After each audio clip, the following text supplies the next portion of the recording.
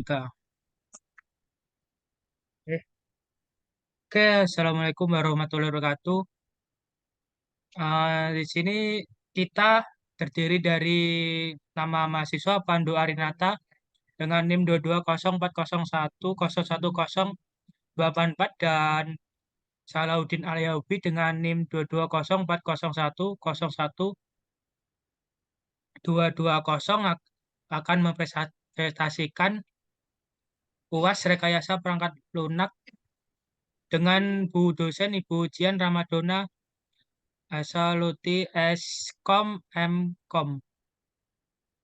Oke, untuk pertama ya, saya akan mempresentasikan lakukan analisis terhadap gambar di bawah ini. Gambar tersebut menunjukkan informasi sistem dan komponen part. Berdasarkan analisis kami, gambar tersebut menunjukkan diagram sistem pendukung pelanggan customer support system. Berikut analisis yang kami temukan. Input di sini ya input terlihat sebagai dokumen atau formulir menandakan informasi yang masuk ke sistem. Lalu hardware digambarkan dengan printer, komputer, dan server yang merupakan perangkat keras pendukung sistem. Lalu selanjutnya software, ini software ditampilkan sebagai kotak-kotak aplikasi menunjukkan program yang digunakan. Untuk selanjutnya people ini atau orang digambarkan dengan ikon hard disk menandakan penyimpanan informasi. Selanjutnya prosedur ditunjukkan dengan ikon floppy disk mungkin mewakili proses atau protokol standar. Untuk yang terakhir di output ini ya, output digambarkan sebagai dokumen atau lampiran menandakan hasil atau respon dari sistem. Diagram ini mengilustrasikan bagaimana berbagai elemen berinteraksi dalam sistem pendukung pelanggan dari input informasi hingga menghasilkan output dengan melibatkan sumber daya manusia, perangkat keras, perangkat lunak, data, dan prosedur. Untuk selanjutnya gambar 2 yaitu sistem boundary vs automation boundary. Gambar ini menunjukkan ekspresi skematis dari sebuah sistem dan lingkungannya. Berikut yang kami analisis komponennya. Untuk pertama, sistem lingkungan. Bagian terluar menggambarkan environment surrounding the system, lingkungan yang mengelilingi sistem. Ini menunjukkan bahwa sistem beroperasi dalam konteks yang lebih luas. Yang kedua, batas sistem ditandai dengan sistem boundary atau batas sistem. Selanjutnya, membatasi keseluruhan area sistem termasuk bagian manual dan otomatis. Untuk yang ketiga, bagian manual area biru yang berlabel manual part of the system task complete by people, bagian manual dari sistem tugas yang diselesaikan oleh manusia. Ini menunjukkan bahwa sebagian sistem masih memerlukan intervensi manusia. Yang selanjutnya, batas otomi ini ya, ditandai dengan automatic boundary atau batas otomisasi. Lalu memisahkan bagian yang diotomasi dari bagian manual. Nah, selanjutnya batas otomatis area hijau yang lebih kecil dalam berlabel automated part of the system task complete by the computer. Bagian otomasi dari sistem tugas yang diselesaikan oleh komputer. Menggambarkan proses yang telah diotomasikan dan tidak memerlukan intervensi manusia langsung. Selanjutnya, untuk analisis, diagram ini mengilustrasikan hubungan antara elemen manual dan otomatis dalam sebuah sistem, menunjukkan bahwa otomasi adalah subset dari keseluruhan sistem.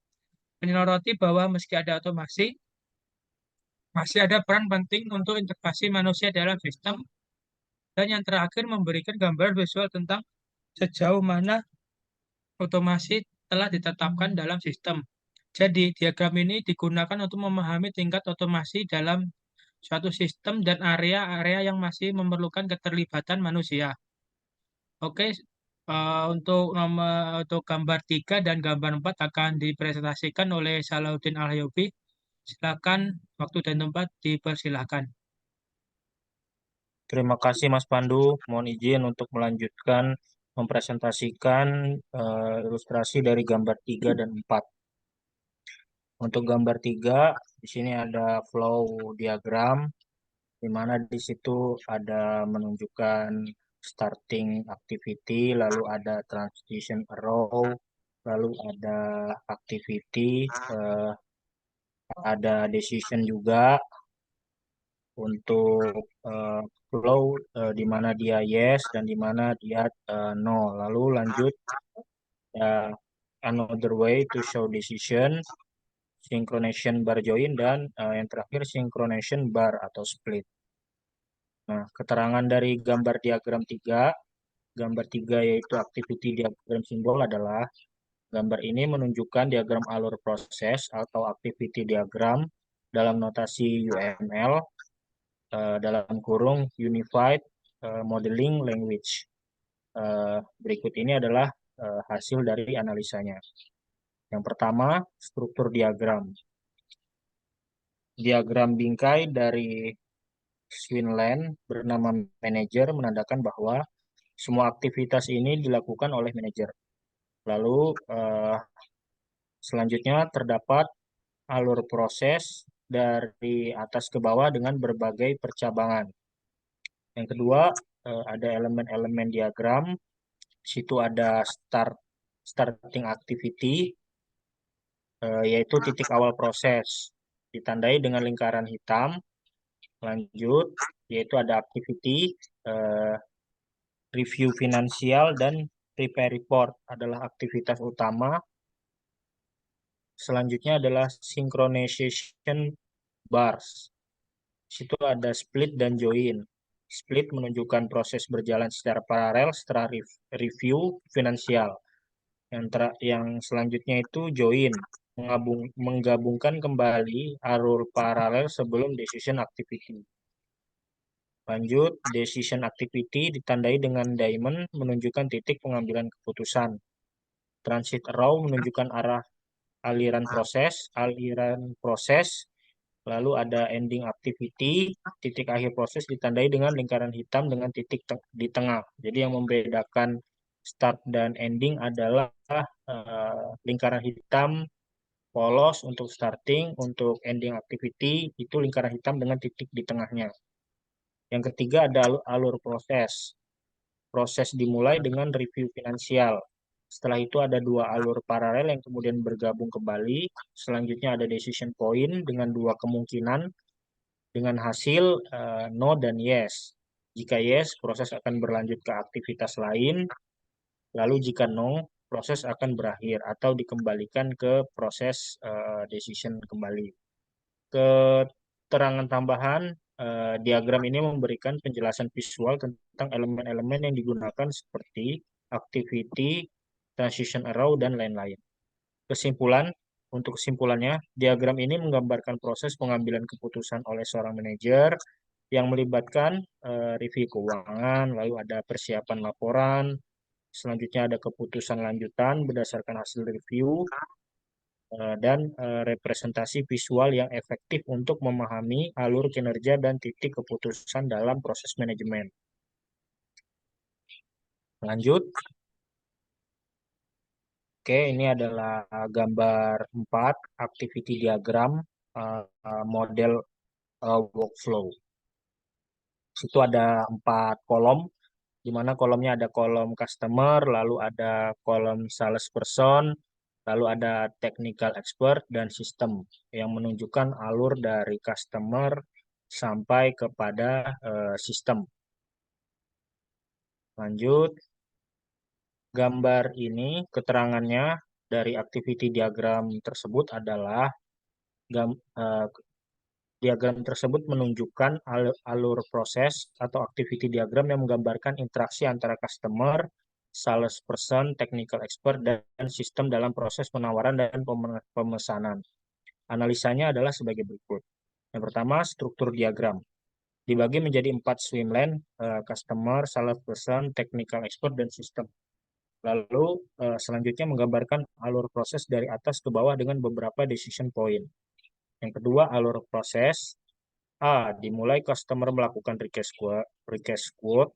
Selanjutnya, salesperson kemudian develop note or requirement. Lalu technical expert melakukan cek requirement. Jika tidak ada pertanyaan, kembali ke salesperson untuk diklarifikasi. Selanjutnya, jika tidak ada pertanyaan, technical expert dan salesperson memasukkan data ke sistem. Ini kayaknya yang E ini jika iya, karena mungkin ada salah ketik kali Mas Pandu ya. Jika tidak ada, dua-duanya jika tidak ada. Kemungkinan ini yang E ini jika iya ada pertanyaan, maka technical expert akan melanjutkan salesperson memasukkan data ke sistem. Lalu selanjutnya yang F, sistem mengkalkulasi quote, lalu customer akan mereviewnya. Selanjutnya ada decision lagi. Jika customer setuju, proses akan berlanjut ke accept quote as order. Lalu jika tidak setuju, akan kembali ke salesperson untuk pengembangan ulang.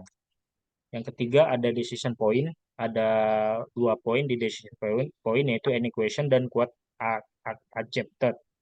Accepted. Any question oleh technical expert, quote accepted oleh customer. Yang keempat ada aktivasi sistem. Ke bawah lagi Mas Pandu. Oke, Mas Upi. Aktivasi sistem ada hanya satu poin yaitu calculate quote dilakukan oleh sistem setelah data dimasukkan. Yang kelima ada elemen sistem, di mana elemen sistem itu memiliki 4 poin, ada start, end, activity, dan decision node. Start node ditandai dengan lingkaran hitam di awal proses, end node ditandai dengan lingkaran hitam berisi titik putih di akhir proses, activity ditampilkan dalam kotak dengan sudut yang membulat, decision node ditampilkan dalam bentuk diamond. Yang keenam adalah interaksi antar pihak menunjukkan kolaborasi antara customer, salesperson, dan technical expert. Sistem berperan dalam kalkulasi berdasarkan input dan salesperson dan technical expert. Untuk kesimpulan dari semua poin-poin tadi, termasuk gambar diagram tadi adalah kesimpulannya mengilustrasikan proses kompleks pembuatan persetujuan not melibatkan berbagai pihak dengan spesifik yang menunjukkan alur kerja yang terstruktur, titik-titik pengambilan keputusan, dan interaksi antara manusia dan sistem dalam proses bisnis. Demikian dari saya, dari 2 poin tadi, poin 3 dan poin 4. Saya serahkan kembali kepada Mas Pandu. Terima kasih. Assalamualaikum warahmatullahi wabarakatuh. Waalaikumsalam warahmatullahi wabarakatuh. Baik, Mas Upi, terima kasih atas waktu untuk presentasi. Sekian presentasi dari kelompok kami. Jika ada salah, kami mohon maaf. Assalamualaikum warahmatullahi wabarakatuh.